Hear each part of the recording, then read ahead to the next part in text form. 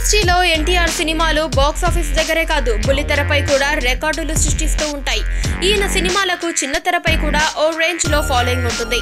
Silver screen దగ్గర magic చేయలేకపోయినా ఊసరవెల్లి, అశోక్ లాంటి సినిమాలు ఇప్పటికీ టీవీల్లో సూపర్ హిట్. ఈ సినిమాలు వేసినప్పుడు రేటింగ్స్ కూడా అదిరిపోతూ ఉంటాయి. అందుకే ఎన్టీఆర్ సినిమాలకు బుల్లితెర పైన అలాగే వెండి తెరపై కూడా భారీ డిమాండ్ ఉంటుంది. అయితే ఈ విషయం ఇప్పుడు మరోసారి రిపీట్ అయ్యింది. ఈయన నటిస్తోన్న జై లవకుశ సినిమాను భారీ రేట్ కు సొంతం చేసుకున్నారు జెమినీ ఛానల్.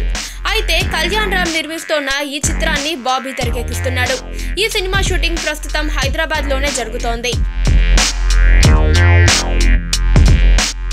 ఇప్పుడు ఎన్టీఆర్ ఈ సినిమాతో చాలా బిజీగా ఉన్నాడు. ఈ సినిమాను ఏకంగా 14 కోట్లకు కొనేసింది జెమినీ.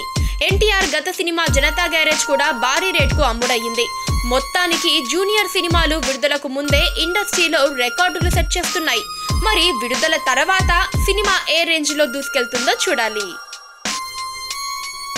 పక్కనే ఒక గంట సింబల్ కనిపిస్తుంది కదా, దాన్ని నొక్కారనుకోండి, మేం చేసే వీడియో అప్డేట్స్, నోటిఫికేషన్స్ అన్నిటితో మీ డివైస్ లో వాలిపోతుంది.